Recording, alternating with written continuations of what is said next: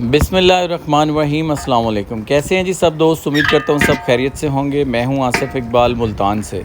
अच्छा जी, आज की जो वीडियो है वो टाइटल में आपने देख लिया होगा जी। वीडियो का टॉपिक है जी आज बकरियाँ ना। काफ़ी ज़्यादा दोस्त भाई कॉल्स भी करते हैं, मैसेज वगैरह कमेंट्स में पूछते हैं हमारी बकरियाँ हीट पे नहीं आ रही, और अगर क्रॉस हो भी जाती हैं तो वो ठहरती नहीं है, यानी बच्चा गिरा देती हैं। और ये फ्लशिंग जो है ये क्या होती है? क्रॉसिंग से पहले जो फ्लशिंग है इसका क्या तरीक़ेकार है? देखें, अब क्रॉसिंग का सीज़न आने वाला है, सितंबर अक्टूबर या फिर मार्च अप्रैल होता है क्रॉसिंग का सीज़न। जो लोग सीजनली क्रॉसिंग करवाते हैं वो ज़बरदस्त है जी, क्योंकि अब जो बच्चे पैदा होते हैं वो ऐसे मौसम होता है, ना ज़्यादा सर्दी होती है ना ज़्यादा गर्मी होती है।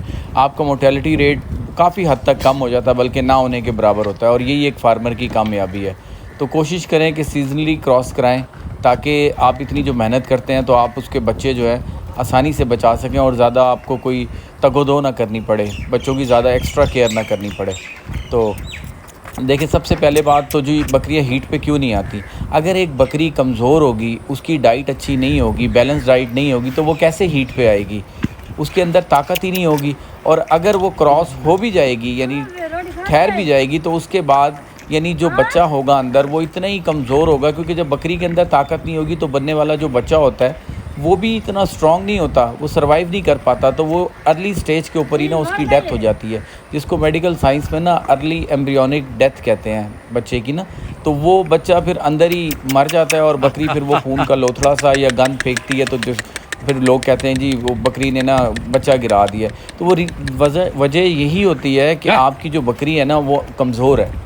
तो ये आपने इस वजह से बकरियां हीट पे भी नहीं आती हैं। तो आपने अपनी बैलेंस डाइट का बहुत ज़्यादा ख्याल करना है। कोशिश करें पूरा साल ही बैलेंस डाइट बकरी को दें, ताकि आपकी बकरी सेहतमंद रहे। तो ये तो बात हो गई कि हीट पे क्यों नहीं आती। हाँ, अगर कुछ सम केसेस में ऐसा होता है कि कुछ बकरियों के ना यानी बच्चेदानी के अंदर इन्फेक्शन या कोई प्रॉब्लम इस तरह का हो जाता है, वो आप डॉक्टर से एडवाइस करके उसके लिए एंटीबायोटिक टीके होते हैं, तो वो आप यूज़ कर सकते हैं, तो इंशाल्लाह वो भी प्रॉब्लम सॉल्व हो जाएगा। लेकिन वो कोई 2-4 बकरियां ऐसी होती होंगी जिनके प्रॉब्लम्स होती है। नॉर्मली बकरियां कमज़ोरी की वजह से हीट पे नहीं आती, या अगर जो क्रॉस होने के बाद ठहरती नहीं है, बच्चा गिरा देती है, वो सारी वजह जो होती है वो कमज़ोरी की होती है।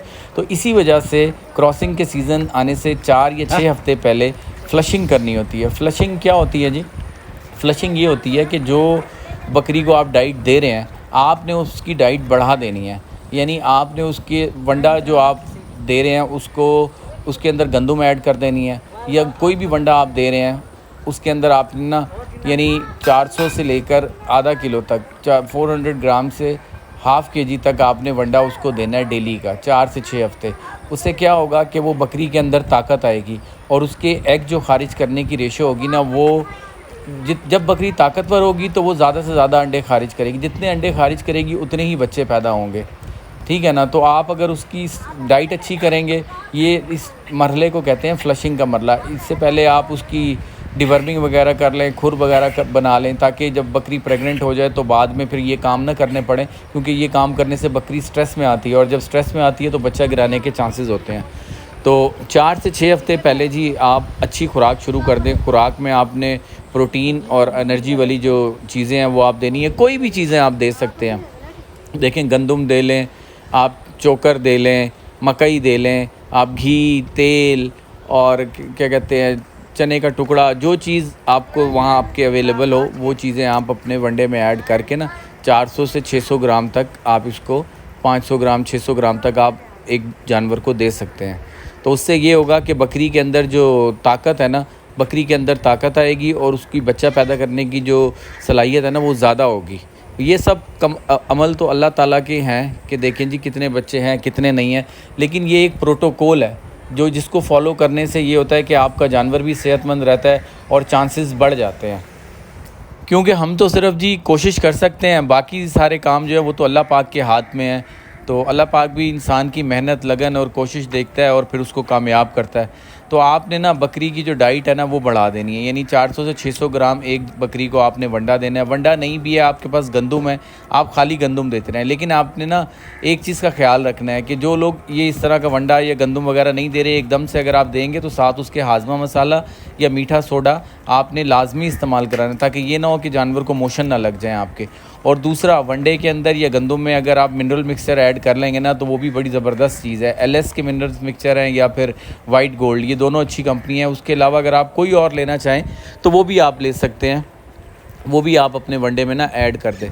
तो ये एक तरीक़ेकार है जी, इसको फ्लशिंग बोलते हैं कि बकरी की जो आप डाइट दे रहे हैं उसको आपने एक्स्ट्रा बढ़ा देना है थोड़ा, ताकि बकरी के अंदर ताकत आएगी तो बकरी के जो अंडे खारिज करने की जो वो सलाहियत है वो बढ़ जाएगी, और जितने अंडे खारिज होंगे उतने ही बच्चे पैदा होंगे। तो ये हम कोशिश कर सकते हैं फ्लशिंग की। और इसके बाद भी, फ्लशिंग के बाद भी अगर आप देख रहे हैं जानवर कमज़ोर है तो आपने वंडा जारी रखना है, आपने उसको अच्छी खुराक देनी है, ठीक है। उसका सारा प्रोटोकॉल ये आपने इसका ख्याल रखना है, तो इंशाल्लाह अल्लाह खैर करेगा। आप देखिएगा कि आपकी बकरियां हीट में भी आएंगी और बकरियां ठहरेंगी भी सही, और बच्चों की जो तादाद है वो भी अच्छी हो जाएगी यानी। और दूसरा एक बात ये देखें कि आप ना बहुत सारे लोग पूछते हैं जी हमने बकरी क्रॉस करवानी है, आप किस करवा लें, ये कर लें। देखें, क्रॉसिंग का एक टाइम होता है। अब 9वें 10वें महीने में अगर आप क्रॉस करवाएंगे ना, सपोज़ अक्टूबर में अगर आपने क्रॉस करवाई है तो नवंबर, दिसंबर, जनवरी, फरवरी, मार्च में बच्चे आपके पैदा होंगे। मार्च में ना ज़्यादा गर्मी होगी और ना ज़्यादा सर्दी होगी। मैं आपको देखें अपना एक्सपेरिमेंट बता रहा हूँ, हमने जो क्रॉसिंग करवाई थी वो पिछली दफ़ा मार्च में करवाई थी, तो बच्चे जो आए थे वो अक्टूबर के अंदर आए थे। मौसम बहुत ज़बरदस्त था, तो ना ज़्यादा गर्मी थी ना ज़्यादा सर्दी थी। तो फिर अल्हम्दुलिल्लाह ये हुआ कि बच्चों को हमें ज़्यादा मेहनत नहीं करनी पड़ी, बस उनको हमने जो केयर उनकी की है, बच्चे अल्हम्दुलिल्लाह बिल्कुल सही रहे हैं, कोई मोर्टेलिटी नहीं हुई और अच्छे तरीके से बच्चे पल गए हैं। तो एक फार्मर की ये इससे बड़ी कामयाबी कोई नहीं हो सकती कि वो बकरी से अच्छे तरीके से बच्चे ले ले और उन बच्चों को पाल के बड़ा कर ले। देखें ना, यही तो एक फार्मर का काम है, क्योंकि बकरी आपकी मशीन है और ये जो बच्चे हैं वो आपकी प्रोडक्ट है। मशीन से आपने काम लेना है और उस प्रोडक्ट को आपने बचाना है, यही एक कामयाब फार्मर है। तो मैंने आपको बड़े आसान लफ्ज़ों में ये चीज़ समझाने की कोशिश की है, ठीक है ना। 4 से 6 हफ़्ते पहले आप फ्लशिंग कर लें। जो बकरियां ज़्यादा कमज़ोर हैं उनको 6 हफ़्ते पहले कर लें। अगर बकरी नॉर्मल है तो 4 हफ़्ते पहले आप फ्लशिंग स्टार्ट कर दें। इससे पहले आप बकरियों की डिवर्मिंग कर लें, पेट के कीड़ों की, स्किन के कीड़ों की कर लें, और खुर वगैरह अगर कोई हैं तो वो बनवा लें।